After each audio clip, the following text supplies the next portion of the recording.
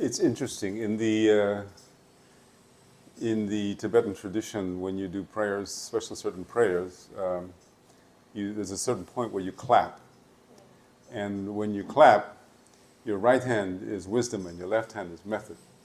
So with this wisdom and method, the sun and the moon, you crush the ignorance. So thank you. That's good. A good start. So first of all, apologies for being a little bit late, but with the now legendary Ubud traffic, there was little else to do. But so I hope you're comfortable and well, and we will start. And I would like to preface this by saying that this is a kind of a resume. It's by no means a it's by no means a definitive, exhaustive discussion about the Bodhisattva path. So when I gave that title, The Way of the Warrior, it was in particular because in the tradition, in the Tibetan tradition, especially in the Gelug tradition, which I follow, you find in many texts this expression, the conqueror's son. It's the conqueror's son, the conqueror's daughter, Rikibu, Rikibu, I'm son and daughter of good lineage. And so the conqueror is obviously the Buddha. And what does he conquer? The Buddha conquers all delusions, and not only conquers all delusions and all forms of ignorance, which we'll discuss shortly what ignorance means in Buddhism, but it's also working past all shortcomings of his or her, because there are also female Buddhas, less famous perhaps, but there are female Buddhas as well, but working past their shortcomings. So, you know, what the expression is to develop your potentials, you know, to develop your potentials to the fullest. So, so what is a Buddha? In fact, this is a kind of it's a bit of an enigma. There are many words in Buddhism, in Tibetan Buddhism especially, which have just become, you know, lightly used. But in fact, the term Buddha, it refers to a being who has worked through all delusions, all negative emotions, all kinds of forms of, you know, residue of karma and so forth, and also develop their potential to the fullest. So this state is a state, actually a state of omniscience. And when we say omniscience, it means completely aware at all times of the nature of all things. Okay? And so when you talk about a Buddha, so in fact, continuously a Buddha is aware of the true nature of all phenomena, which we'll discuss in a minute, and abides in that. So you have sometimes this term, abiding in that. And so at the same time, the Buddha has also perfect skillful means, with which to help other living beings. Okay? Have I lost anybody? We're good? Okay, good. So in the Tibetan term for Buddha is Sangye. Sang means to purify, and Ge means to develop. So it means to do these two things, to purify all forms of faults and to develop these things. And so when we talk about a bodhisattva, what is a bodhisattva actually? And as the conqueror's offspring, the son or daughter of a conqueror, the Buddha, the bodhisattva obviously inherits the aspirations to attain Buddhahood and to overcome all destructive emotions and defilements of the mind and to develop perfect qualities. So that's basically the simplest definition you can have of a bodhisattva. It has that aspiration, and ultimately a bodhisattva does this to benefit all living beings, okay, without exception. There's no like, you know, I don't like Jack today, you know, and it's okay, we'll leave Jack out of the, you know, out of the help, you know, or, you know, Charlotte, well, you know, she didn't come 5 times, we won't liberate her, you know. It's not like that at all. You know, so this the bodhisattva aims for Buddhahood, but it's very important. The very first steps are very important. And then when the person enters the bodhisattva path, what we call equanimity is ratcheted up. Not from the simple equanimity that we know, but it's also this sense of equality of all living beings. And there's this expression, all living beings, my mothers. And so because the Buddhist beliefs, if you like, is based on this awareness that all living beings have at one time or another been our mothers because of the endless stream of reincarnations. Now this is a little bit tricky because sometimes I have to watch my time, I tend to go off. But anyway, the people tend to think that that reincarnation means that here I am and I'm being born in these, I was like Jill the other day, in the other lifetime with a little hat on, and next lifetime I'm like Cleopatra, and but they don't want to be cockroaches, but but anyway, they want to be all these different things. But in fact, that's not really how it works in Buddhism. What? Sorry about the hat. Didn't really want to go from the hat to the cockroach, but what to do. And so the thing is that we're talking about what we call a continuum, a mental continuum. Now, all of you here, I'm sure, are perfectly aware that where your heads are at today is a product of all the experiences that you had before. Would you agree? Yes. So the mental continuum is constantly moving. So the idea of a mind in Buddhism isn't like a static thing. It's a continuous changing. There's nothing static about it at all. In fact, when you get really into it, as an example of the ever-changing state of the mind, in sutra we say that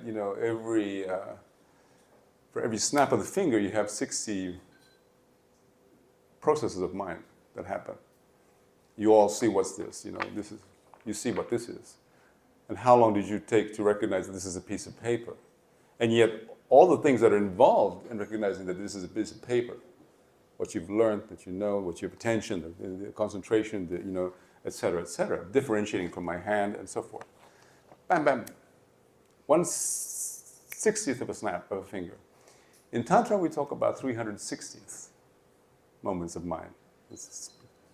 So it's very clear that we are not the same people we were when we were born, and when we start talking about reincarnation, it's not really this identity that we have today, Rio or Jill or whoever, that hops along through all these things and changes clothes and suddenly, boom, turns into this, other being, but we're still inside. No, it's just this continuum of the mind and the tendencies and the traces that have been left in the mind by the actions and by the thoughts and by the speech.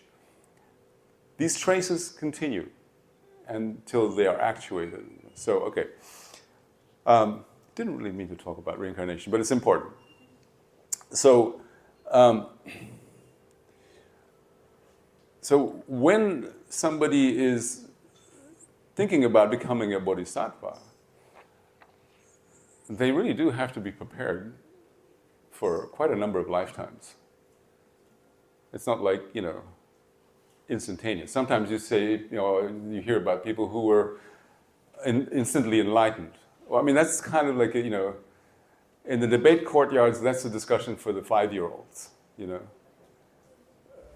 So it's just almost irrelevant, because the thing is, the people who are instantly enlightened, quote unquote, have obviously had much preparation in other lifetimes beforehand. And then in this lifetime, it all comes together, snap. Something triggers it, and there they are, But it's not like that can just happen without. And so we come to another very important, what do you call it,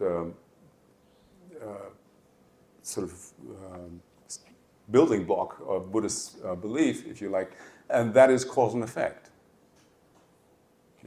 Nothing happens without causes. Everything that happens, everything that forms, everything that manifests is a result. And we are very clear about that. You have to, if you don't believe in that, then you really can't practice Buddhism.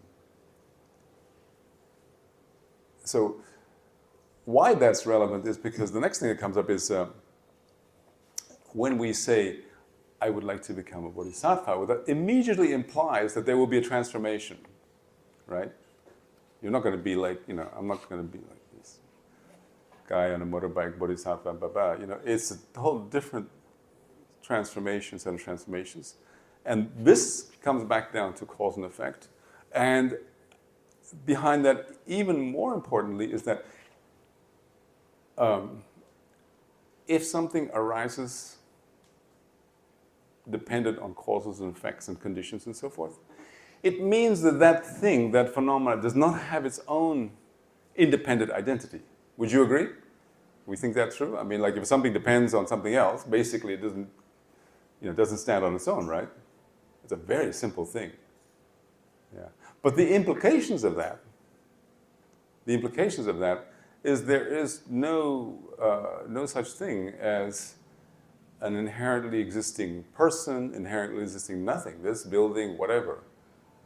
So everything lacks that. It exists, but it exists in a transient and functional manner, full stop.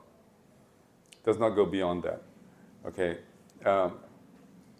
So there is this aspect of recognizing this, what we call emptiness. It's a very difficult word in English, emptiness. In Sanskrit, it's shunyata, and in Tibetan, it's tongpanyi. It's not like emptiness, because when you hear emptiness, and I've told this story often when I was teaching, when I was a teenager and I started sneaking in books about Zen Buddhism into my house, because I grew up as a Muslim child in Jakarta, and and I was like under the covers with my flashlight, and there was this thing, the void, and I thought, geez, what the heck is the void? Like, do I walk out the door one day and suddenly there's nothing there? Poof, and I had an experience that related to that, and then I could never get my head around that until finally, I started studying Buddhism seriously with Theravadins, and then I met His Holiness the Dalai Lama in '82, and I just, bam, that was it. I moved on to what I felt was really my lineage, my place, and there, one of the great Tibetan yogis of the 14th century, he was one of the greatest. He was the greatest, actually. In fact, and his name was Je Tsongkhapa. Je Tsongkhapa was a great scholar, a great yogi, and he wrote a poem called "In Praise of Dependent Arising," and it was a very simple poem, not that long. But basically, he praised the Buddha for teaching dependent arising, because once you understand dependent arising, then you understand the nature of all phenomena. So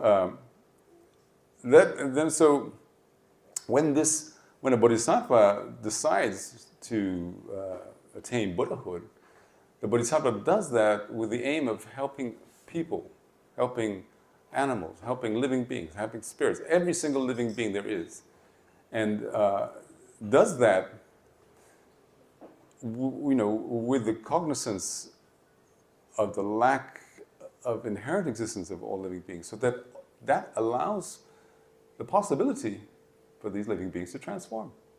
Otherwise, they would not be able to transform. They would just remain Charlotte forever, Jill forever, and that would be, and Rio forever, and let's just all go home and watch television, because what the heck, But it is clear that when the bodhisattva makes this decision and this commitment to work to Buddhahood, that it is possible, it is logical, and there's a way to do that. So it's not just a question of, wouldn't it be nice if I was a Buddha, or I'll promise to do it, but how do you get to that undying commitment, and how do you get to the point where one is not called a bodhisattva until the moment that this wish to attain Buddhahood for the sake of all living beings, this what we call bodhicitta, the spirit of enlightenment, is spontaneous. Just like when you're thirsty, you want to drink some water, right? You don't have to sort of sit there and think, oh, there's a certain percentage of dehydration going on in my body, I would require some water, and wouldn't it be good to have some water? No, you're thirsty, you drink. And it's the same thing, the spontaneity of the spirit of enlightenment. Totally the same thing. Okay. Have I lost anybody? We're good? Yeah, if you miss something, you can raise your hand, okay? What's the quota for questions? 2.5? No, okay, it's all right. We can do more than that. Okay, so when we speak of this deeply ingrained, spontaneous wish to attain Buddhahood for the sake of all living beings, this can only really arise this can only really arise based on what, compassion, loving kindness, and bodhicitta. And so this mistaken ideas about karma, reincarnation, tantra, and so forth will only contribute to confusion about the Buddhist path. So this is why we need to get these basics out of the way first. So if we start at the beginning, which it's a good place to start, we saw in the definition of a Buddha that they overcame all delusions and destructive emotions. That need should be clear, but delusions keep us out of sync with reality, what we described before. And when we're out of sync with reality, inevitably we're going to run into trouble. We have destructive emotions, or they're called kleshas. They destroy happiness now, and they destroy the potential for happiness in the future. So that's why we say overcoming delusions and getting through delusions and getting through these destructive emotions, because these are the seeds. These are the seeds which create karma. So the first thing the Buddha said, the first comes the mind. Whatever goes on in the mind, and if it's allowed to go on, it will eventually translate into, it'll manifest in either in your actions or speech, and then that result of the action and speech will be then something that will happen. This is not rocket science, okay? So clearly, what we're talking about here is that we're working with our own mind, okay? So you can look at this in different ways, but in the end it comes down to the same thing. If you want to be happy, whether temporarily or definitively, you're going to have to work with your own mind, first and foremost. It's not going to, there's no other way you can work on it. And, my teachers, His Holiness, Captain Dagpo Rinpoche, they both say, if you're going to wait until you got everything organized and your finances and thing and your house built and the kids are grown up to start practicing, it's going to be too late. Now is the time. And quite honestly,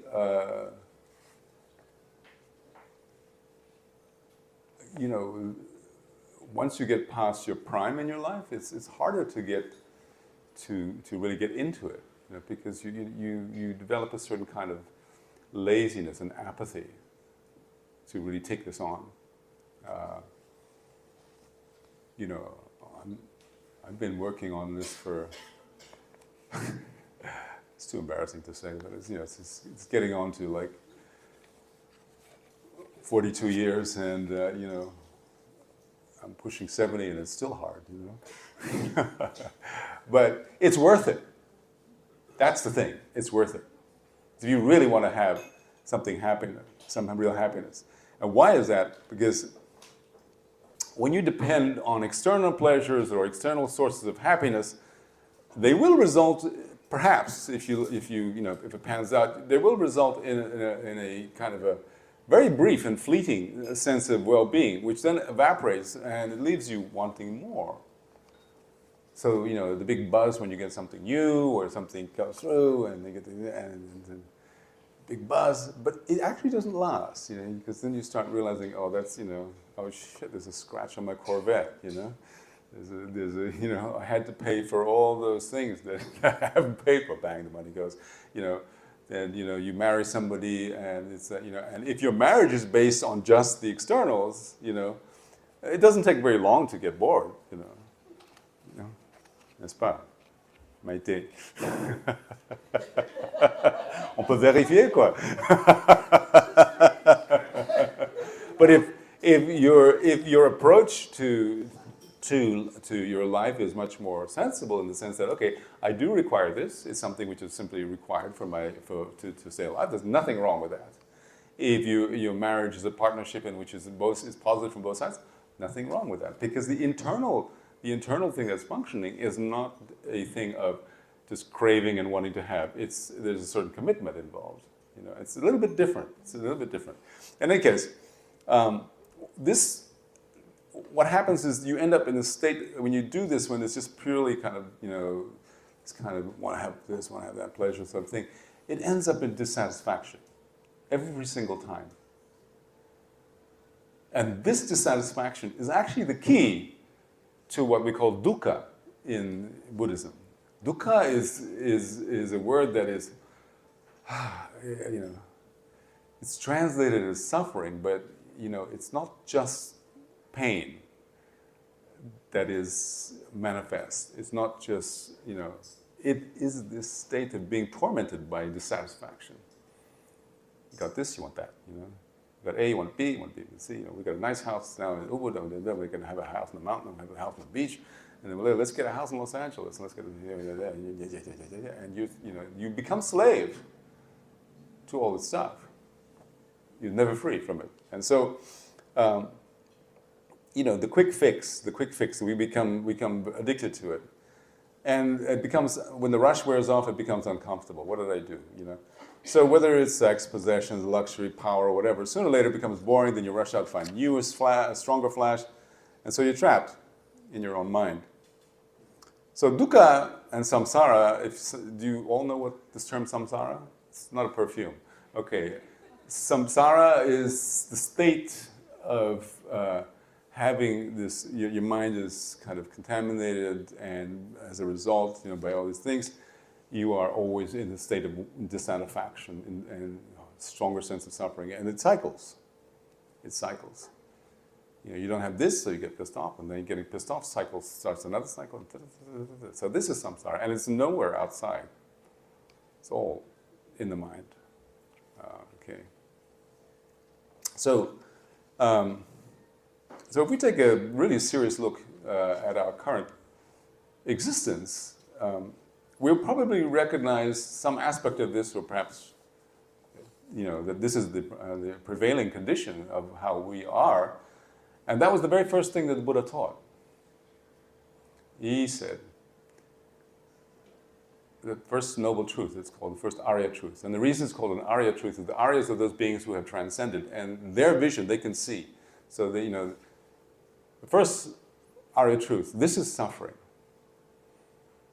And, you know, I know a lot of people who first come to Buddhism and they just go like, oh man, it's so depressing. And they just talk about suffering all the time, you know. Dukkha, dukkha, dukkha, you know. Is there anything else going on? And we want to have, like, can't we just meditate and have, like, you know, ecstatic experience? Geez, like, I took the wrong door here, you know. But actually, it's really quite important to acknowledge this because, you know, if you don't know what the problem is, you can't fix it, right? You know, it's like, you know, when you're sitting there and, you know, you've got a laptop and you're not a whiz, you're not a genius, and then something happens. If you don't know what's wrong, you can't fix it, you know? So this is really an important teaching, and the Buddha taught this at the Deer Park. It's the very first teaching he gave after his enlightenment. And then the second, there were four of these noble truths. The second noble truth, the second Arya truth, was to say that this is the source of this suffering. So what he meant was this this is what all these sufferings have in common.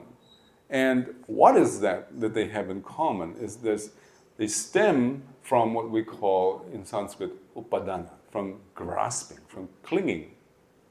You're grasping. And what are you grasping onto? Here it gets interesting. So in Tibetan is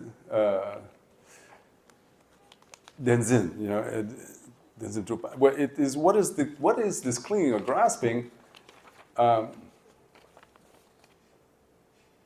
grasping onto identities and inherent existence. It's like I.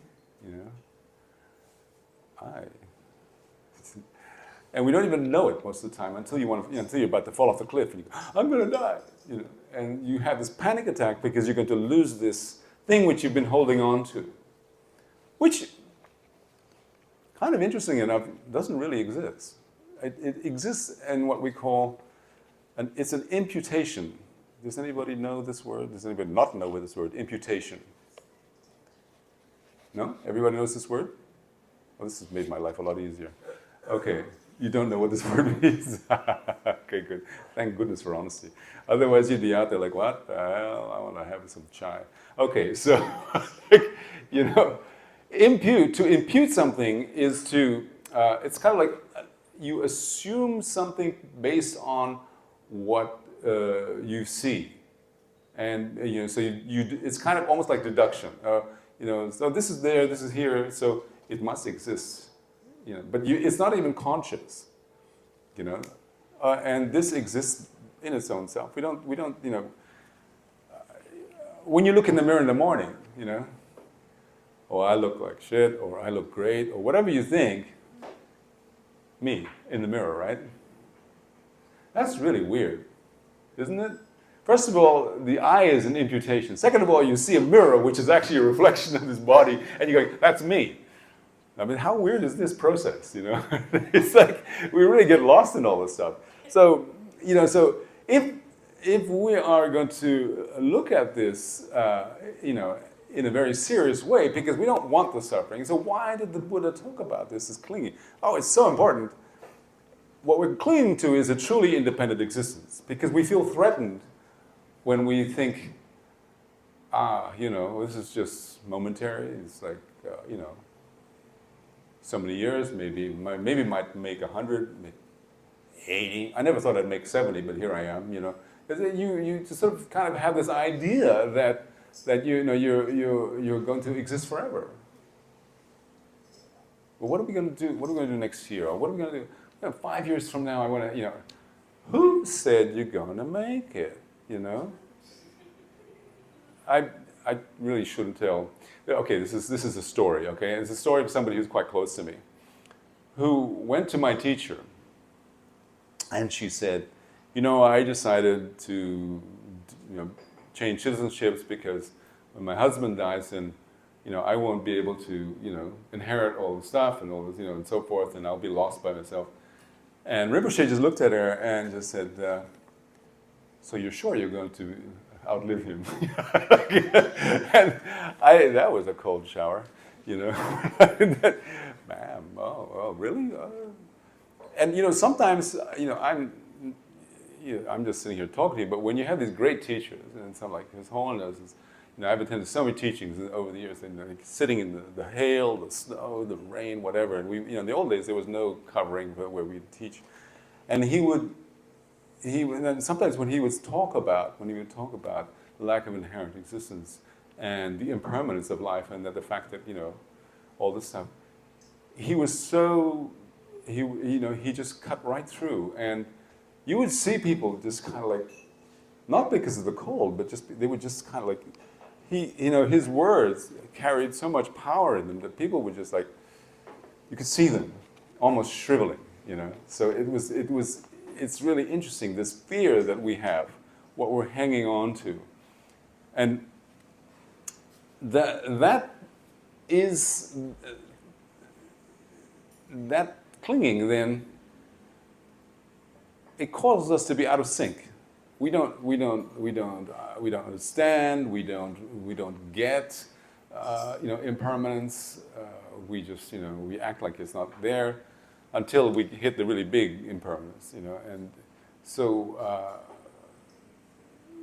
you know, then you realize that actually you're living in a darkness. And this darkness, which is the failure to really recognize and to be in sync with the fact that things lack inherent existence, they're impermanent, they change, and so forth and so forth. That darkness of the mind gives rise to things like anger, or it forms the base. Without that, you can't really, what are you going to be angry about? You know, it also, you know, is the base for attachment. It's the base for stupidity, arrogance, and so forth. And all those types of emotions are so destructive. They just, you know, so,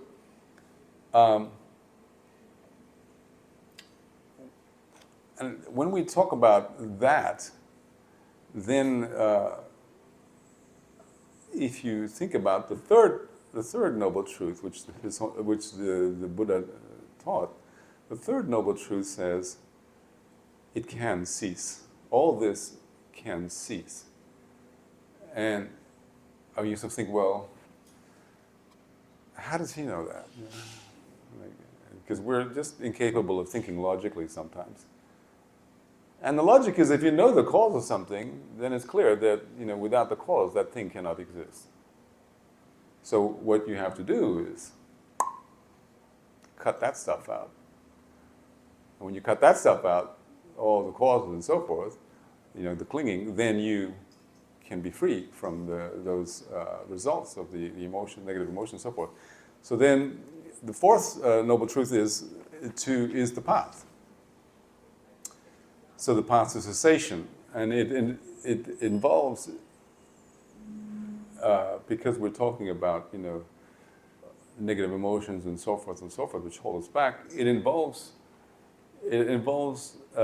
maintaining three things initially. I could do something really cruel and ask some of my students here to say what those three things are, but maybe it's not the time, no? Anybody remember? Head's ducking down. Okay. So there's ethics. Anybody remember what the next one is? My goodness. You're just shy, that's what it is. Ethics, concentration,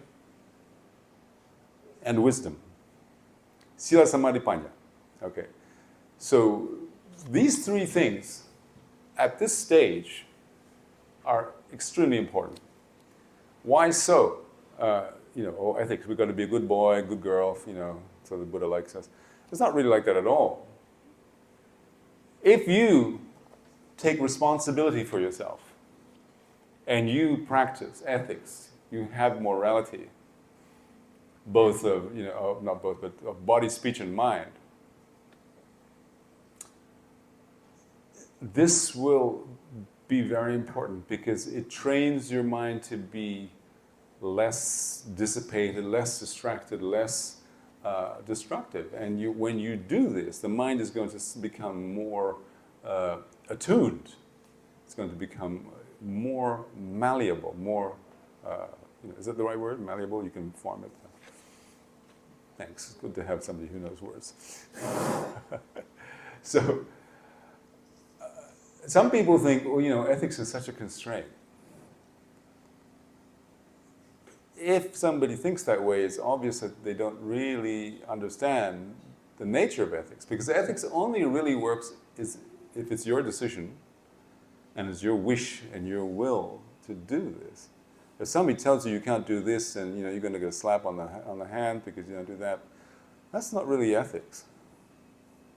That's just kind of like military discipline, you know. So ethics is something which comes from your own cognizance of the destructive nature of actions of body, speech, and mind, which are contrary to the nature, you know, of reality. And when you practice ethics well, your mind becomes more, as I said, more malleable, more, you know, you can actually, you know, control it a bit. So then you have quite a decent base for concentration. It's very hard to develop good concentration and meditation if you go out murdering people and you know running over people in traffic, and I better stop there. Anyway, and so, etc. So that allows the mind to be more tractable. That's another word. Yeah, it's tractable. You can work on your concentration, and when your concentration improves, your mind becomes clearer. And when you have that level of concentration, is what we call shamatha, which takes a lot of time to get that. And one day I'm going to try and do a retreat to get to shamatha. But they say if you focus completely in retreat for about, the fastest I think is 9 months or 12 months. But it means like serious, like every day. You can achieve this level of concentration whereby nothing can disturb you for hours on end. You can have a bomb go off next to you, and it would, and that state of mind in itself is not really liberation. It's just a stilling of the mind, which then allows you, when you develop wisdom, you start to work on wisdom, and you start to do, reflections and so forth, and you start to study wisdom and so forth. It allows, when you then concentrate on that, it allows that wisdom to sink in. It allows it to integrate with you. And that's very powerful. Because we can sit here and I can talk to you about dependent arising and so forth. And if you're like me, by the time you have dinner, what did he say? Do you remember, darling? No. It's like, but if you have this concentration, it's like the biggest memory tool ever. Okay. I have terrible memory, so that explains everything. So if you think of those three things, so when we talk about this wisdom integrating this wisdom, and when it really integrates deeply, then you get a breakthrough. You get a serious breakthrough. And so they say that if you do this and you really you study and reflect on the nature of reality and so forth, and you have that shamatha and you apply the wisdom with that shamatha as the base for it. It's like the shamatha is like a horse, right? Someone's like a really well-trained horse, powerful and so forth. And the wisdom is like the rider with the sword. You just cut through. You cut through, and nothing stops you. Or the other simile is like an axe. So the concentration is like the power and the accuracy in your muscles. The power and the sharpness is the wisdom. Cut through. And you can hit. If anybody's cut wood here with an axe, you have to keep hitting. You have to be accurate. Otherwise, if you're not accurate, it just goes all over the place. And you don't cut through. So there you go. So this, we're not even yet on the Bodhisattva path really here. We're just dealing with getting free from samsara. But even this, it sounds so much easier in words or on paper. But this battle against the deeply ingrained negative emotions and so forth is not an easy one, as I said. We've become familiar with our quirks. We've become familiar with our emotions, our negative emotions. Or anger.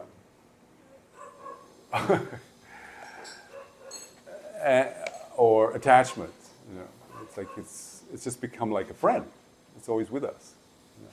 So we even identify with them. Oh, I'm like this, And in reality, none of those emotions are actually something which are permanently there.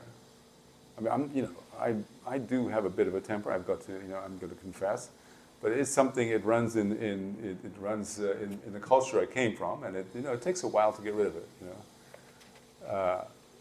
My uncle who died last week, he used to always carry a dagger in his car.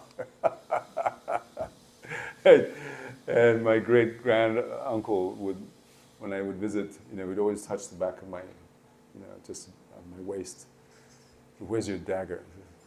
I'm sorry, this is not meant to be any, but he'd say, it's not meant to be misogynist, but this is what he would actually say. He would touch him and say, where's your dagger? Oh, Dato, come on, I don't wear daggers. Nobody wears daggers. Oh, you're like a woman, he would say. I was like, I would think quietly to myself, Dato, you don't know how dangerous women are, but it can be. So anyway, it is this thing that you identify with, identify with this, and somehow that allows it to slide on a little bit longer. Or your attachments. I love these beautiful silks and this. It's so much part of me, the fashion, blah, blah, blah. And it becomes part of your, your persona. And so it becomes harder to really want to work. I mean, it's hard enough. Once you have the real desire to work on it, it's not that difficult. But to get to that point where you really see, what it is. And I just like to quote here from, some of you might be familiar with an 8th century Indian yogi called Shantideva. And he wrote this incredible text called The Way of the Bodhisattva, Bodhicharya Avatara. Amazing text. And nobody knew what he was doing. He was sitting in his cell in the monastery, and he spent all his time, and he wrote this amazing, beautiful poem. Very simple to read, but then when you start to really study it and understand what he's saying, it's quite complex. But he says, in this one chapter, this chapter on awareness, he says, no other enemy indeed has lived so long as my defiled emotions. Oh, my enemy, afflictive passion, endless and beginningless companion. So it's been it's been with us for a while. Sorry. And then the following verse reads, all other foes that I appease, that's much better, that I appease and wait upon will show me favors, give me every aid. But should I serve my dark defiled emotions, they will only harm me, draw me down to grief. So we need to strategize. We need to be strategic about this. First, you have to identify the defiled emotions. Then you have to understand their nature. And finally, when you understand their nature, you understand how it is you deal with them. The antidotes, how to get rid of anger, how to get rid of attachment, and so forth. But if you don't know how they arise, if they don't know what they are, then you have to get on it. So then we become like warriors, battling with all our wits against these destructive emotions. And Shantideva says again, in the chapter on heroic perseverance, in the same text, he says, as seasoned fighters face the swords of enemies on the battle line, they lightly dodge the weapons of defilement, or these destructive emotions, and overcome their foes with nimble skill. You know how to maneuver with them. If in the fray a soldier drops his sword, in fright he swiftly takes it up again. So likewise, if the arm of mindfulness is lost, in fear of hell, be quick to get it back. So when you find yourself, and this is not so easy in my experience, I'm sure there are a lot of people here are much more advanced than me on this, but it's necessary. And Rinpoche, I remember many years ago, in one, I guess 92 or something, we were doing this 2-week retreat. And in the old days when Rinpoche was younger and when His Holiness was younger, they would teach for 5 or 6 hours at a time, 2 weeks straight. And as translators, we didn't get a break.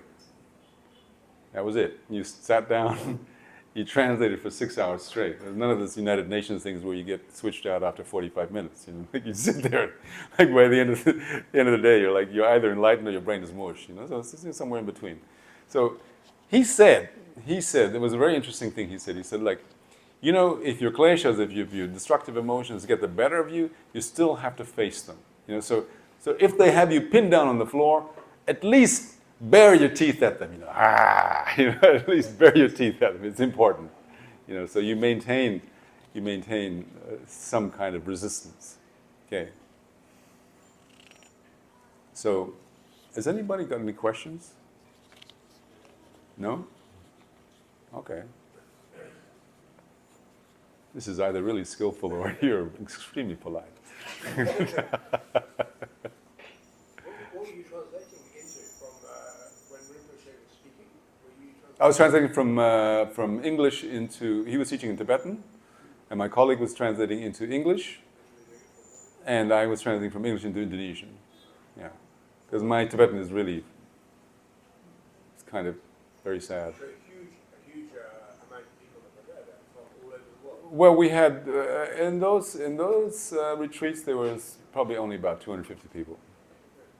Yeah, but still. But enough Indonesians to. But you know, when His Holiness teaches, you know, thousands of people.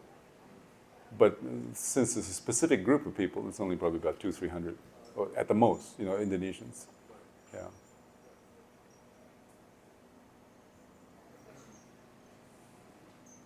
Bad traffic, huh? Okay. Yes. You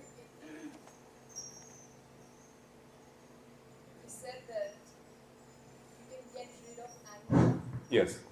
But can you actually get rid of anger? Can you what? Get rid of anger. Yes. Can one get rid of anger? Yes, obviously. Yeah. First of all, you have to really study anger and understand the nature of what it is. Okay, it's actually a form of energy. It's a form of very direct energy. But when it is that form of direct energy is polluted by, or the word that we use is contaminated. It's contaminated by a grasping and a, you know, for lack of a better word in English, I would say egotistical. I don't like using Western psychological terms with Buddhism because it's a little bit different, but still, you know, when it's, the term we use more is self-cherishing. Does that make any sense to you? Is it not too weird? Self-cherishing. Just, you know. So when that direct energy is, you know, is contaminated by self-cherishing, it becomes destructive. You know, I've had His Holiness just, you know, kind of slapped me down, but not in the, you know, it was not like, you know, it was just, we were sitting in a conversation and I was actually being an idiot. And he just said, no, we're not going to do that. And then just dropped it and went on, you know, and I'm like, okay, you know, not because he got mad at me, but because it was just so quick, swift, direct, and over. There was no resentment behind it. It was just this flash, boom, done. And we, you know, then he went on. And, you know, actually, I then started to learn, I mean, it was early on, but then I started to learn that compassion is not always soft and gooey. Compassion can be very direct. You're goofing off. You know, I don't have time for this. And this is your time, and you need to, you know, pull your shit together. But he didn't say that. He just said, no, we're not doing that. And everything was implicit in that, just boom. Because that energy is so, when it's tuned like that, and when it has this clear, I mean, everything is motivation. Yeah. So it wasn't really anger. But anger, the problem with our anger is that it is contaminated with, you know, like, what are you doing, man? This is my turf. This is whatever. You know, how could you speak to me like that? And all kind of me, I'm me, you know, et cetera, you know. And actually, if you want to look for this I or me, you know, you're never going to find it. Try it. Is it here? Is it here? You know, where is it? It's just an imputation on the stream. You know, there is coherence to our minds because one thing leads to the other. There's a coherence to our body, you know. You ate too many carbs and then you're going to end up looking like me, you know. But, you know, it's just how, you know, we don't accept or we don't remain conscious of that. And then we cling to this I. And so the anger is a response to any threat to that I. And once you start working on that, but even before that, when you start seeing how destructive anger is. And I have issues with it, but when I more and more now, when I see the effects of that anger, I become ashamed. I become sad. It clearly doesn't bring any happiness. What does it achieve?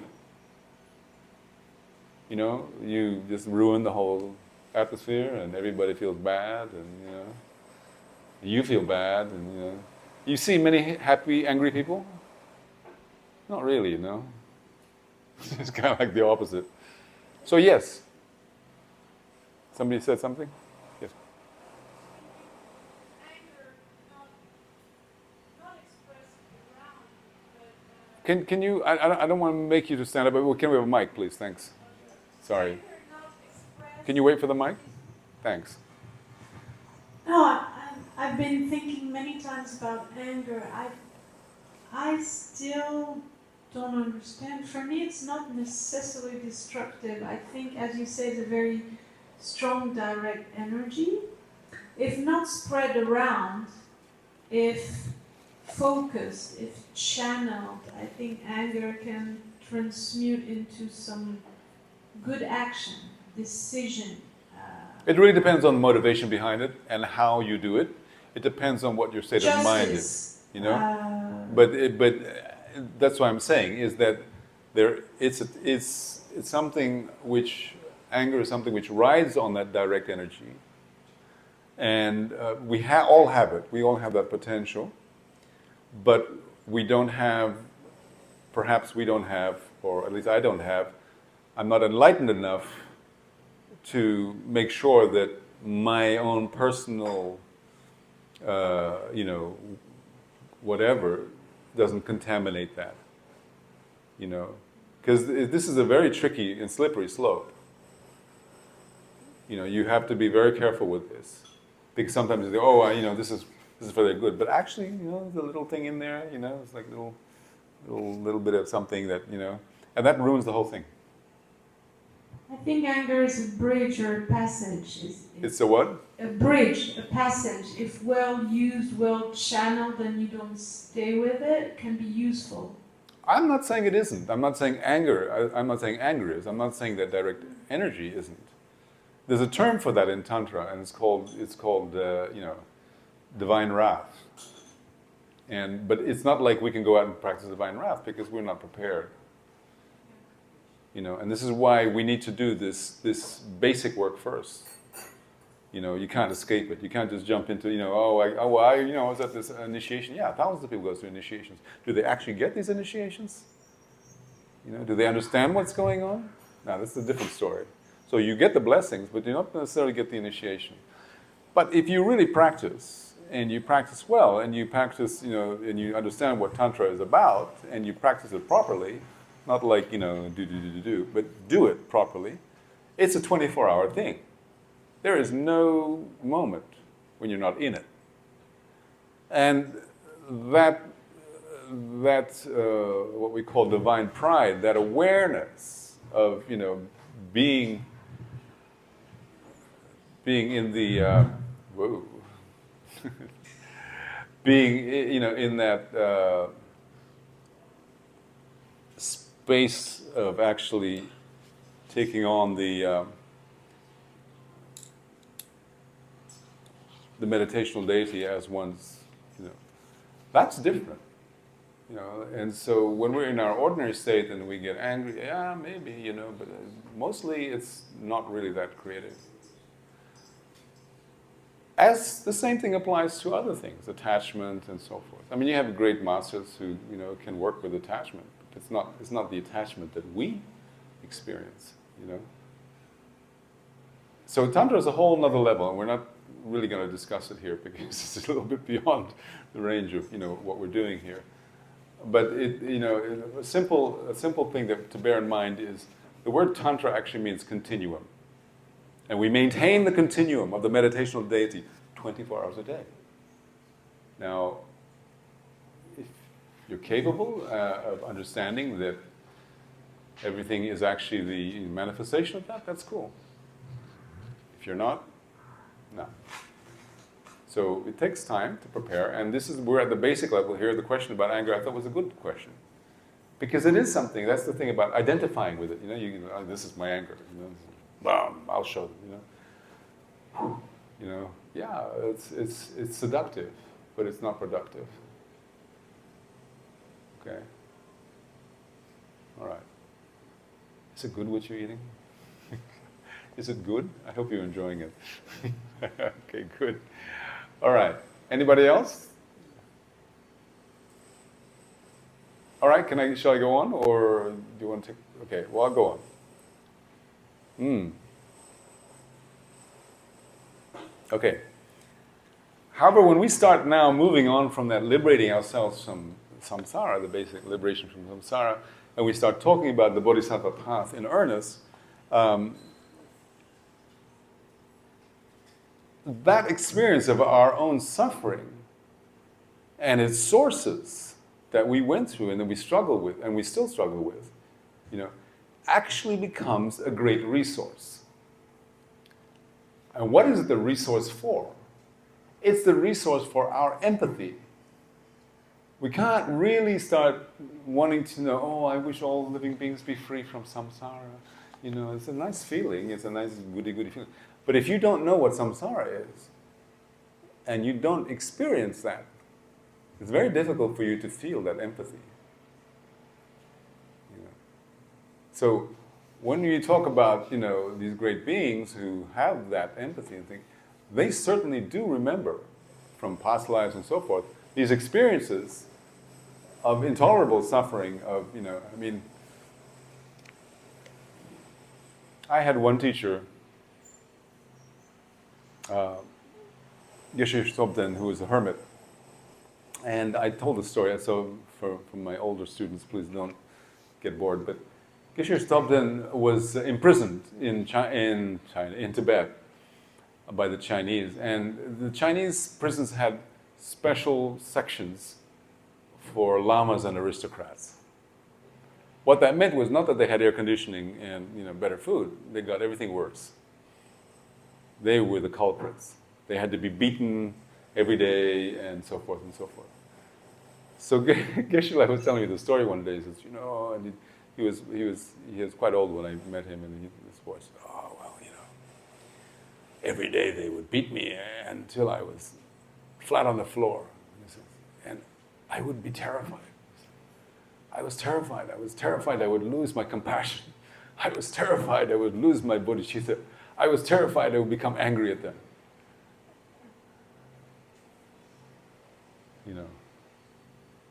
You don't get to that point without having some understanding of the nature of suffering. And he was terrified that he would lose his compassion for his guards.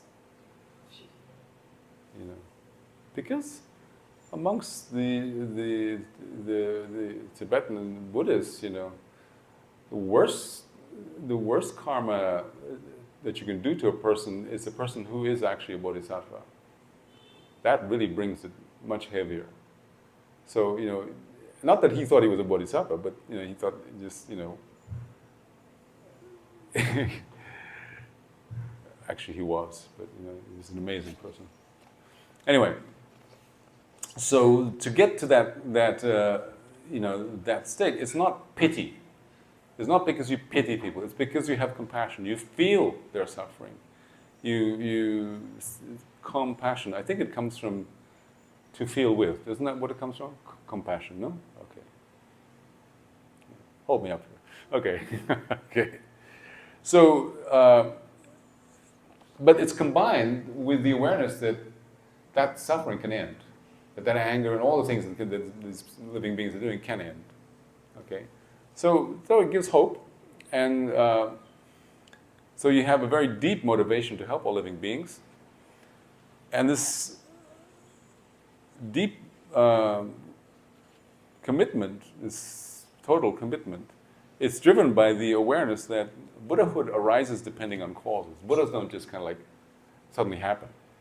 It arises from long-term causes. So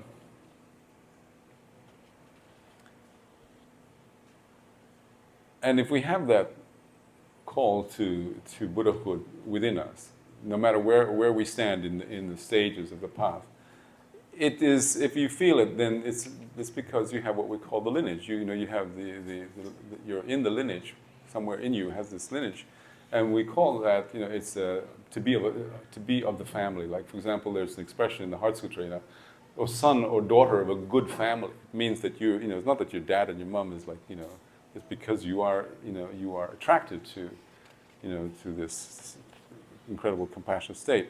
So this compassion and all its aspects of method, which means the things that we do out of compassion to help others and so forth, combined with an ever deepening and realized wisdom, that's like the two wings we use to fly to Buddhahood. Those are the two things, method and wisdom. These are the two things and in method is compassion and bodhicitta and so forth. And why we want to achieve Buddhahood? Because once you achieve Buddhahood, you have incredibly, powerful, skillful means that we can use to help living beings to overcome their sufferings. So if you want to kind of think about it, 2,500 years ago, Buddha Shakyamuni taught this, and his teachings are still alive and still affecting many people. This is how powerful his words were. And when, it's said that when there was people who were there at the teachings, when the Buddha taught, 500 people would suddenly, just attain, high realizations, just like that, just from hearing his words. That was the power of his words. So that is kind of a long way of explaining the reason why Manjushri carries a sword. This is the wisdom that cuts through the darkness of our mind. This flaming sword of wisdom. And Manjushri actually has wrathful manifestations as well. Just to answer your question. Yes, please. How does the power of words deliver enlightenment? If I thought the word started from within, because this would suggest like an external force can bring enlightenment if it's delivered appropriately. Okay, I got that, but maybe you can repeat it louder so that everybody else can hear what you said. Do you want to repeat it? You repeat it. Well, how does the power of words? How does the power of Just following on from what you said Yes. previously, the power of words delivered enlightenment to like 500 followers. Mhm. My query is that since it, from what I understand from what you said, it comes from within, this suggests that there's an easy fix. If I can find someone with the right energy or force, can deliver enlightenment instantaneously. I think that's a good question. That's an excellent question. First of all, the person listening has to have some predisposition and some, somewhere, maybe not obvious, but some desire for it. And don't get me wrong, but did you have a good relationship with your mother? Now, this is a serious question. Don't laugh. This is a serious question. Did you have a good relationship with your mother? Yes. Yes. She was loving, right? Was it a loving, not so much, but did you have a good relationship? Yes. Did you have a loving relationship with your father? Okay, did you have a loving relationship with anybody? Yes. Okay, fair enough. No, I mean, I'm not trying to put you on the spot. I'm just trying to explain the principle. I mean, is there anybody here who had a loving relationship with their mother? No? Anybody? Raise your hands. Okay, good, great. So when you were small, when you were young, and you were upset, when your mother spoke to you to calm you down, did the sound of her voice touch you? Did the words that she spoke touch you? Yeah? Yeah. So you had a predisposition to her because you loved her, as you had a loving relationship with her. And when you were perturbed, and when she, she looked after you, she held you, or she spoke to you, you felt better, no? You felt a little bit more reassured, at least. No? So, clearly that means that as human beings, we do have this empathetic response to loving kindness and warmth and compassion. In the Mahayana, we speak of all living beings as being our mothers, but we have this incredible debt, and we don't speak of them as our mothers in another lifetime. We speak of them now as our mothers, because our mother from yesterday is still our mother now. So that need to have some contact and some empathy is very strong in most beings. So can you imagine if you meet somebody who is very, has cleansed all this sort of nasty stuff out of their being, the anger and the hatred and the attachment and all that stuff, and has really a full heart of compassion and kindness. Yeah? And when that person speaks,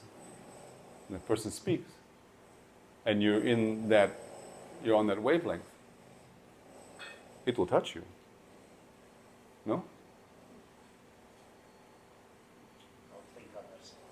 Do. I mean, I'm not, obviously I don't have it, because if I had it, you would by now be like glowing. But that's the principle. And not only speech, but physical presence. I don't know if you've had, I feel enlightened. Sorry, I couldn't resist. It's like a bad dad joke, my kids always like, my daughter's like, oh God, Dad, But I've been in the presence of practitioners like that. And it's, just like all the hairs on your body stand up. Whatever's left, anyway, stands up. You just get goosebumps, and it's like something that it's unbelievable. When I look at His Holiness, I see a Buddha. I don't see an ordinary being.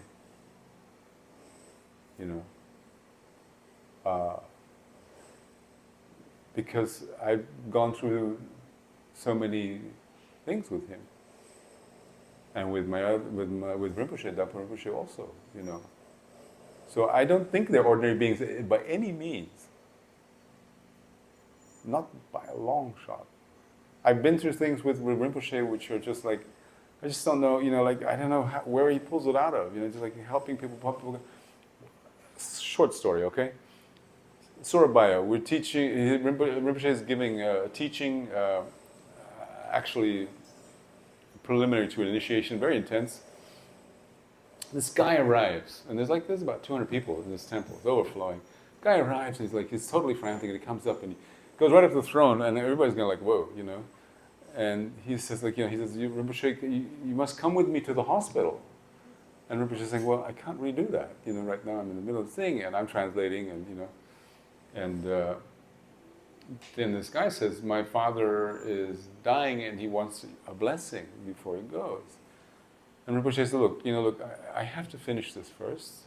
After we're finished, we can discuss whether I can go to the hospital or not, and so forth, But right now it's not possible. We have 200 people here, and I'm beholden, So the guy leaves, and we continue. And this is one of those 8-hour days, This is like hour 6, And, Rinpoche is basically 23 years older than me. And so back then he would have been, 60-something. Or suddenly, at hour 7, this ambulance pulls up. And this guy hops out, and he said, I brought my father. And Rinpoche says, he says to me in French, on est coincé, we're in the corner now. So I said, okay, And so he gets up, and in full, he's in his robes. He doesn't usually wear robes because he's a lay person, but he's teaching, he wears his robes. And he gets up and goes to the ambulance, and he says to me, bring me my dorje and my durbo, the bell and the vajra. So I'm bringing. The door of the ambulance is open, and there's his dad lying on the what do you call the gurney? Is that what it's called? The gurneys. And the guy is there, and there is this. I'm not sure whether he was an intern or whether he was just a nurse, a male nurse. But he was not glowing; he was glowering. He was so pissed off. What is this? We had to drag this guy on his deathbed down to this weird gathering of all these Buddhists, and he's a Muslim guy, and he's like, what are we doing here, And so we clamber into the ambulance, and Rinpoche does this, does this prayer for him, and there's all this stuff. And then, this is a typical Rinpoche, he'll do some, hocus pocus, and then he'll give the advice. This is where the words come in. And he said, he held the guy's hand, he says, look, you'll be fine, don't worry, you just relax, don't be worried. But, he said, but you must listen to what the doctors say. And he pointed to the nurses. You have to listen to what they say, and you have to do as they say, okay? This is, we make an exception this time, but they're looking after you, and you have to appreciate that. And you have, the doctor, this nurse, whatever he was, just melted. He's like, yes, that's right. It just completely flipped the whole, it's just like flipping a switch, just completely changed the whole atmosphere. And this doctor started glowing, and the old man was glowing, and the son was crying, and I was like, and I remember she turns around and boom, on y va. Off we went, and we went back he gets back on the throne, and we continue. Like nothing happened. Like nothing happened. Just, that is continuum. That is Tantra. Totally in the zone all the time. And it was just I can tell you lots of stories, just amazing stories. Anyway. Does it answer your question? Somewhat. It raises more. And what? It raises more. Okay, what else? Well, you touched on it. You seem to have touched on something. Temporary versus... Mike. Sorry. It seemed that when you were talking about the goosebumps... About? The goosebumps from hearing a great... From hearing a great speaker, you were talking about goosebumps on your arms. Uh-huh. So, is there such a thing as temporary enlightenment versus... If it's temporary, it's not enlightenment. But there is a little window. You see something. You have a, what would you call it? It's like a glimpse. Yes, thank you. Thank you. Jill, she lived in India a long time. She knows about glimpses. So, it's a glimpse. And that glimpse is something that is reassuring, Because, okay. It's like when if you've ever, got lost in a rainforest, And if you've ever been in a real rainforest, it's like you don't see the sun for a few days at a time, and then suddenly you see the sun. Oh, it's still there, Like that. Yes. So it's not actually like being in the sun, but it's still there. Because in the, rainforest is like totally like that. And then we're like that in this fog of things, And suddenly you get a break. Oh, blue sky. I'm not joking. I spent. I did a book on rainforests in the rainforest of Kalimantan, and it was insane. I was like, you think Bali's humidity is bad? Try that for. I basically put myself down to 2 sets of clothes: one to sleep in and one to walk in. And they were both so funky at the end of the 3 weeks trek through the jungle that they actually stood by themselves. But that glimpse kept me going. Okay. So this is the important thing. It's not actually enlightenment when it's temporary, but it gives you, okay. Yes.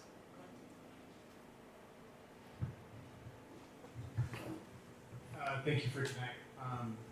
You're most welcome. I have been trying to formulate this question for a while. Oh, wow. Well, so, maybe you can answer this from your own experience, but I hope so, but it might not be. Speaking about glimpses and different things along this path, it seems as though with each step taken, with each delusion walked through, as great as it is, right? Oh my God, this is what my anger actually means, etc. It seems as though oftentimes those experiences cause loneliness. Because now you no longer suffer in that way that other people around you continue to. You were talking about communication earlier. The difficulty I've had is feeling maybe nostalgia for living the way people I know. Assaulted? Nostalgia. Oh, nostalgia. Yeah. Sometimes I like kind of wish I hadn't So- had the insight, because now I Well, don't live the same way as others, and it's difficult sometimes to feel maybe separated from them because of that. is that the question, or what is the question? How have you dealt with that? So like. Okay, yeah. first of all, and you'll forgive me. I'm kind of, a direct person, and so I'm just going to say straight out, your insights are not complete. You're lacking some aspect. It's good that you have some insights. That's a very good thing, and I'm not putting it down. I'm just saying you need to complete those insights. Okay, because you're feeling lonely. That's the indication that something has not been completed. Okay. First of all, let's do just do it this way. You had a meal here just now, or you had some drink, something? Okay. Somebody made it, right? Somebody went out and got the ingredients, right? You're here tonight because Scott organized this and asked me to do this, and this whole place is built. So actually, there's not a moment when you were not dependent on other people.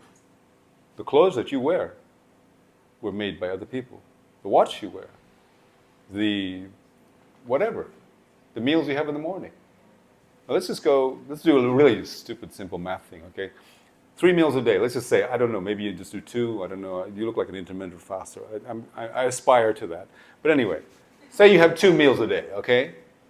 You have 2 meals a day, and those 2 meals entail food that has been prepared either by you or by somebody else, but those ingredients came from somewhere, and and so forth and so forth. Even if you feel like you live an independent lifestyle in the out in the country, growing your own food, there are insects and other things in the ground that help that soil, all that stuff. We are not alone. We just absolutely are not. So that's one way. That's an approach. The other approach is that in Buddhism particularly, we talk about all living beings. All of you actually have been my mothers. Yeah, I know maybe some of the guys might feel a bit weird about that, but don't be. This is just transient. All this stuff is transient. All have been our mothers, and maybe some of us have had bad experiences with our mothers in this lifetime. But in general, mothers do an incredible amount of work for us, looking after us, protecting us, feeding us. They don't want us to get sick. They would rather themselves die than their child dies. It's incredible when you think about it, what a mother does for a baby. Some people don't want to have kids because they just see what the mother's done and they think, oh God, I can't do that. I can't deal with the shitty nappies and the screaming in the night, blah blah blah blah.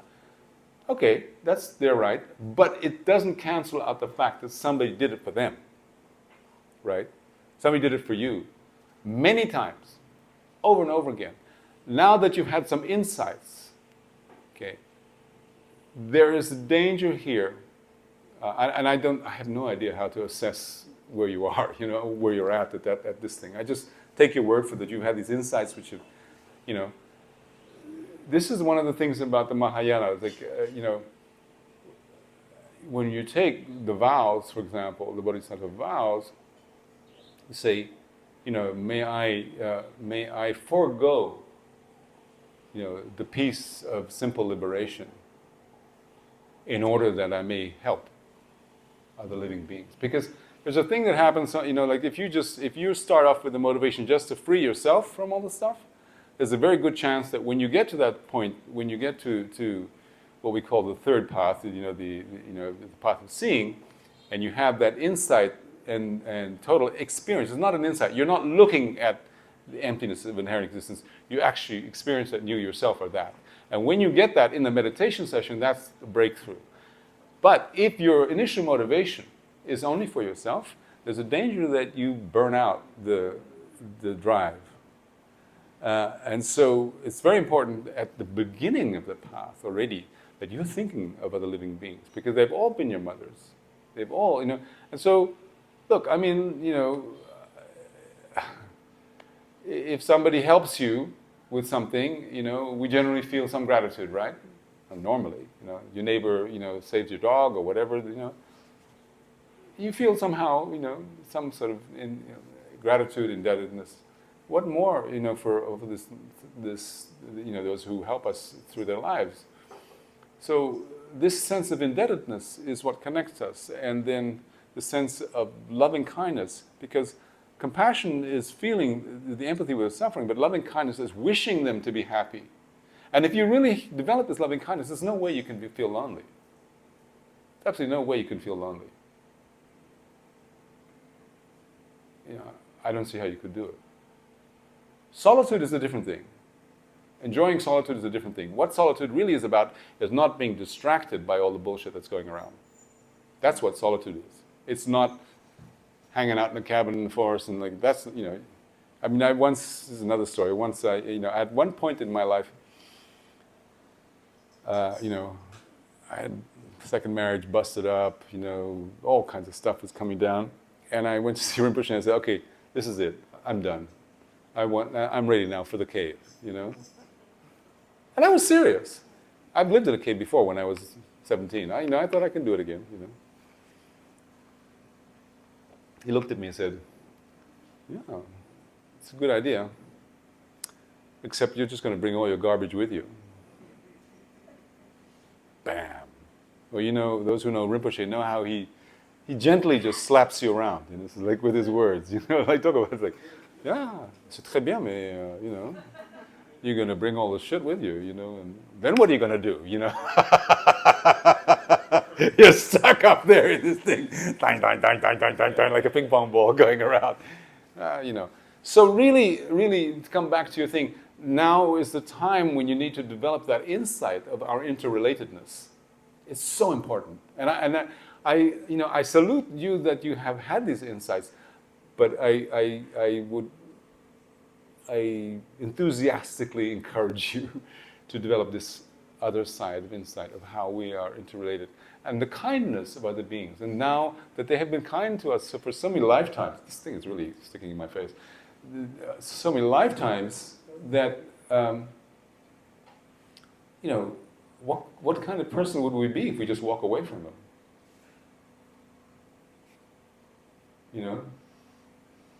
That's not very nice. Somebody had a question? Somebody else? Yeah. I think there was a quota, because I think it's about 50 questions for one person. Okay. Kidding. Go on.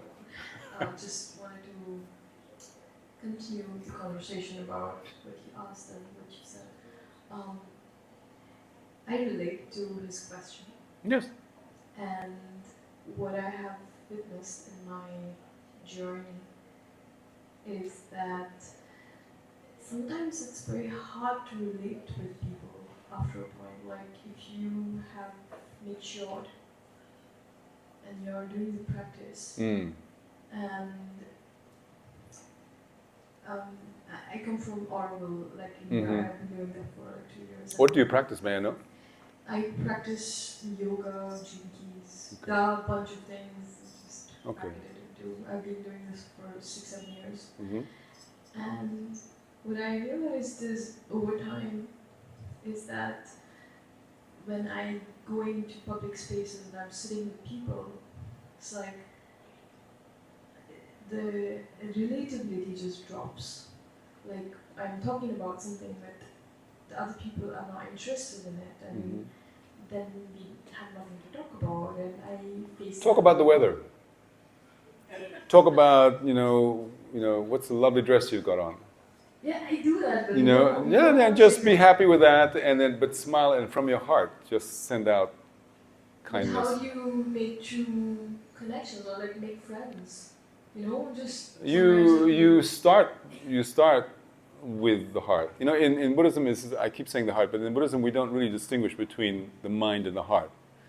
This is all mind. This being, it's awareness, right? So we start from there, and you start from the point of kindness. And I'll just say for this point, from your heart, and you recognize they are living beings who wish to be happy, who might not know how to be happy, but they're your brothers and sisters, and what to do. Not everybody's on the same exact wavelength, the same path, but it doesn't really.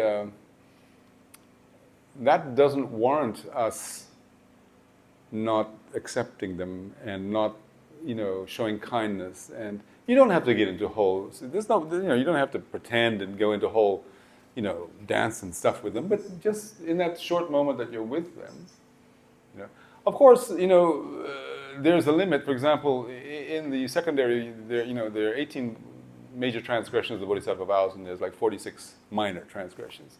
And one of the minor transgressions is not to go to a celebration when you're invited, particularly if it's an anniversary or something like that. Not to go is a minor transgression. You don't lose the vows, it's a minor transgression. But if you know that at that party there'll only be rampant drunkenness and whatever, it's acceptable to say, I'm sorry, I don't think I can make it. So you have to make these sort of kind of wise decisions all the time. And now you're sitting with a group of people that you don't really relate to, and you think, but at the same time, they are living beings. They are also not going to be like that forever. And maybe, if you show some kindness, it doesn't have to be a big deal, just genuine from the heart, but you don't have to make it like a circus about it. But if you show some genuine kindness, just maybe it might touch them somewhere. Not immediately, but maybe sometime later down the line. And maybe in another lifetime, I remember a yogini touched my heart. And you have done yourself and others a service. And isn't your practice about service? Yeah. Okay. Okay. There's more of that chasing the demons out. There any Scott? Are you going to throw me out now or what? No. Okay. All right. Are we done with questions? It's up to you guys, really. I have really not much more to say that I protect. I just wanna one second. It's my question. Is it all? Is it what? I was not sure if. I want to ask you a bit. You're talking about accepting the others, and I do have acceptance for others. I'm talking about What more if than acceptance. People do not listen to me. Yeah, but do they have to? Me, Are they? What's happening right now? I mean, you came here because you wanted to listen to me.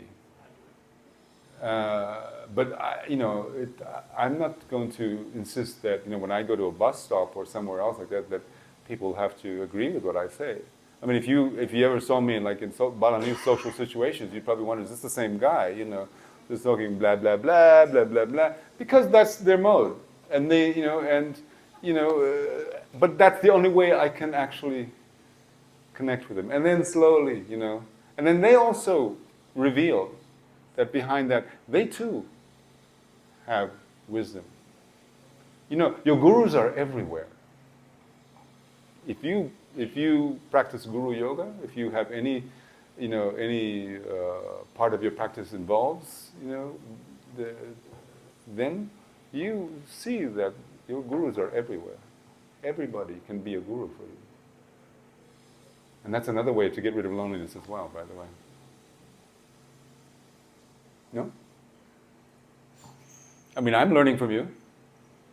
I'm learning from all the questions. I think these are really good questions that makes me, really kind of, this is what I love about, it's a bit selfish, but it's what I love about, teaching or talking and having questions, because I learn as well.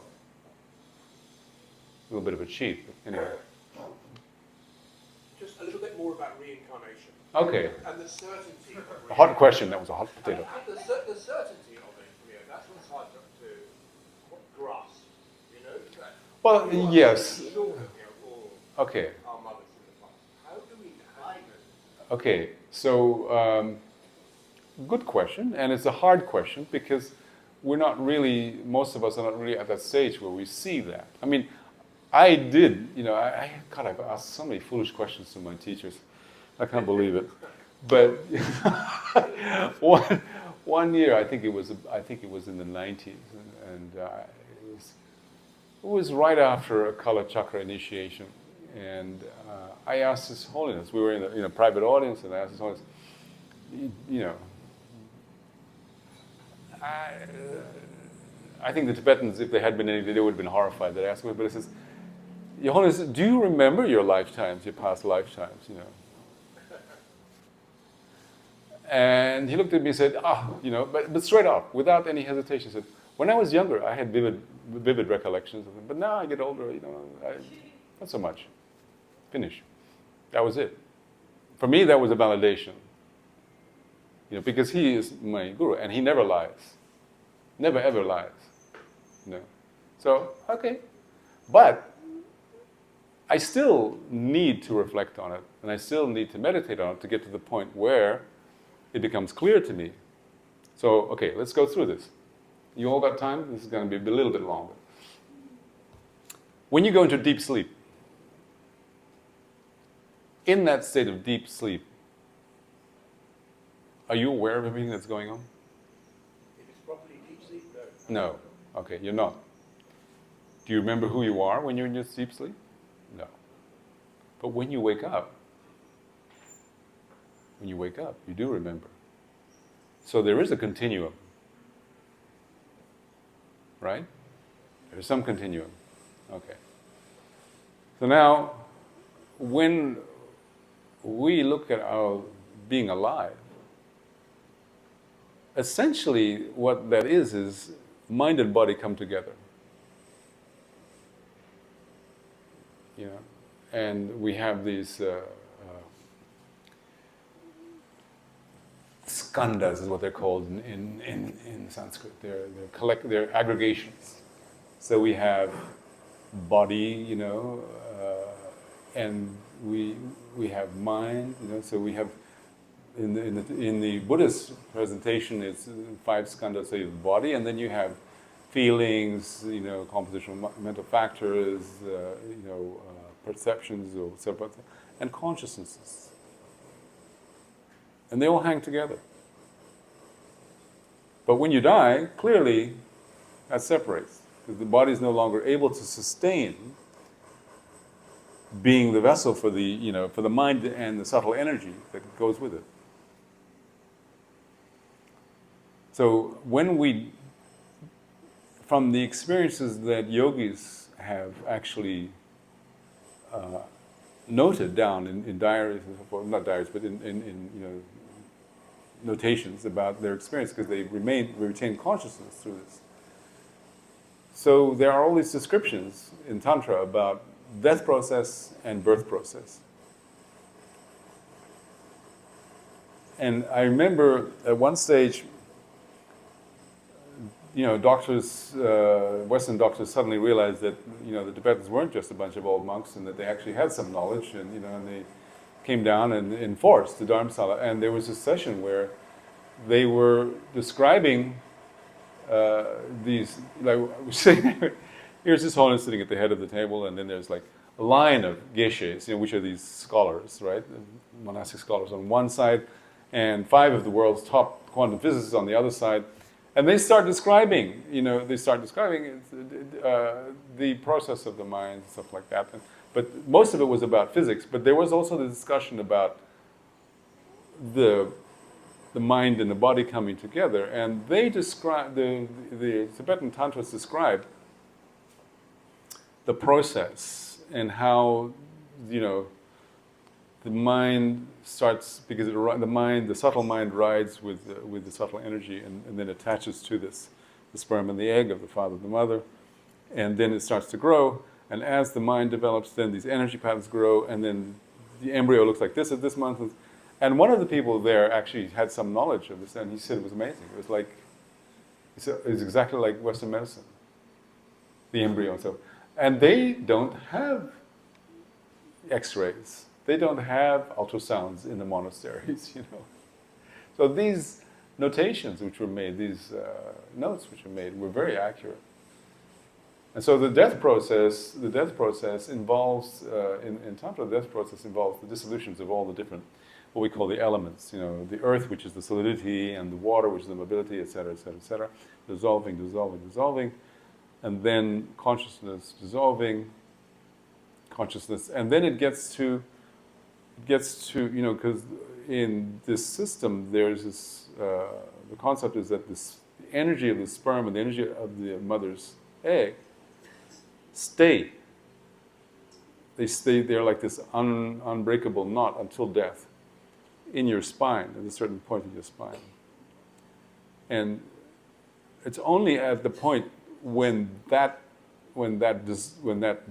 bond dissolves that you actually die, that the mind actually leaves the body.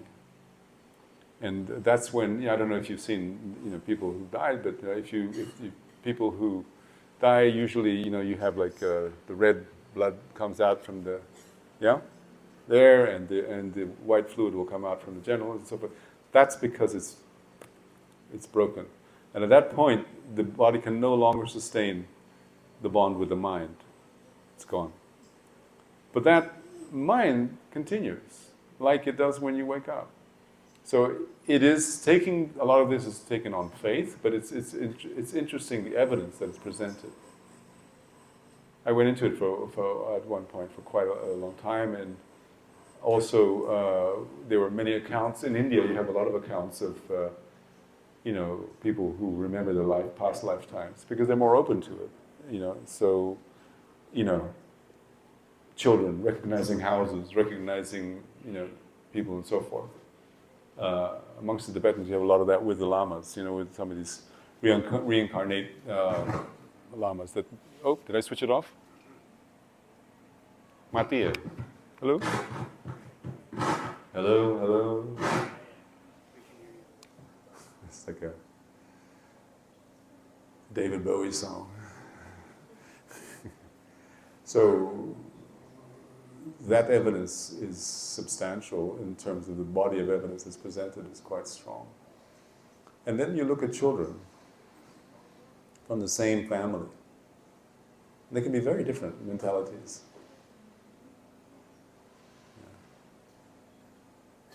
So it's, you know, there's, once you really get into it, there's a lot of compelling evidence for that. And how long the gap between the soul died, the person died, and the being? Oh, the Antarabhava, well, we don't talk about soul in Buddhism, you know. It's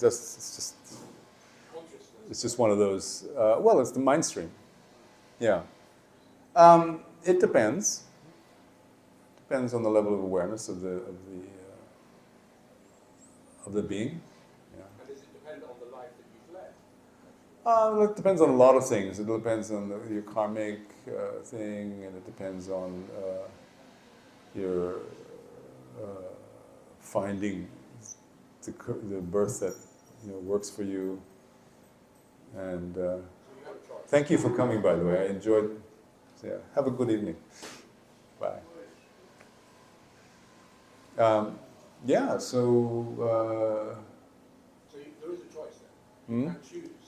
It's not really a choice. It's more to do, you know, with whatever you're carrying with you. You know, it's just like they say, when you die, you can't carry your wealth, you can't carry your friends, all you carry is your karma. So with these beings who die, who are, you know, have transcended the samsaric experience, they just choose. They choose wherever, you know. They don't go through that process of bardo. The mental continuum chooses. For the great lamas, yes, for the great yogis and stuff, because they have that, they can retain awareness. Basically, if you can retain awareness, then you can make choices. Because when you go into what they call the antarbhava or the bardo, as they say in Tibetan, you know, there are things present themselves to you, and those things that present themselves to you are basically your own projections. So if you have the awareness that these are your own projections, it allows you to, you know, to maneuver. You know, say, oh, okay. Yeah. It's like a normal person. Like a what? Like a normal person with some kind of awareness. Well, yeah, I mean, it really depends. Like a, See, what manifests after death is, you know, usually the most powerful thing is whatever was going on just before the death. yeah, But then there's also the weight of repeated action, you know. That's also very weighty. And then there's maybe something that you might have done that is really, you know, extremely powerful, whether good or bad. So, you know, it depends on which one weighs more, you know. And I think that's not a difficult concept to understand, you know. I mean, sometimes we're marked by experience we had when we were young, and we carry it with us throughout our whole life. And some people can't shed it. People can't get rid of it, you know. And this is why, like, this is so important. This is an important thing actually to touch on. Is that this is the thing about, you know, the Lamas constantly remind us, you know, nothing has its own inherent existence. It's always dependent. And sometimes there are things you carry with you, but you actually feed. You keep them alive. You can get beyond them. But because, you know, you generated this solidity to it, you end up carrying it for years and for maybe in lifetimes, I don't know, you know.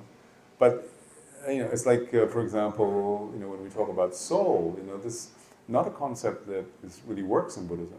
There is nothing that is permanent there. There's, you know, what would be the point of doing any practice? You know, we're just stuck. But we need to get beyond this stuckness. And one thing that is also this is another important thing, is guilt. You know, guilt is an unworkable thing.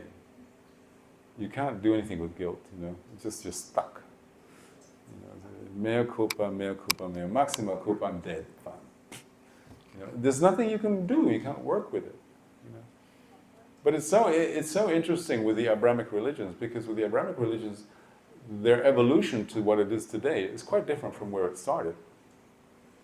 You know, unfortunately. I mean, it's the nature of human tradition, I guess. But the thing is, if you do something and you recognize that you did something really wrong and bad, it's important to recognize it. It's important to accept that you made that mistake. It's important to feel regret for it. But guilt will not help you. You can't get beyond it. You know? Intelligent regret. Sorry? Intelligent regret. Yeah, absolutely. I mean, oh wow, I screwed up, and I take the responsibility for it. I accept that, and you know, in the confessions, we say, you know, before, you know, the Buddhas and all the teachers and so forth, you know, I openly admit. It's a lesson. Yeah, I openly admit. One should never, you know, try and go, yeah, well, you know, who are you going to hide it from? You're the witness. Nobody else is really the important witness. You're the witness. Okay, so. Okay? Thank you, Rio. So quite the evening, so here we go. Let's just chase those demons out. Thank you. Thank you all very much for coming. And I would, yeah, I mean, whatever you might have gotten from this talk, the most important thing is be kind. Learn to be kinder. That's really important. Be kind. Thank you very much.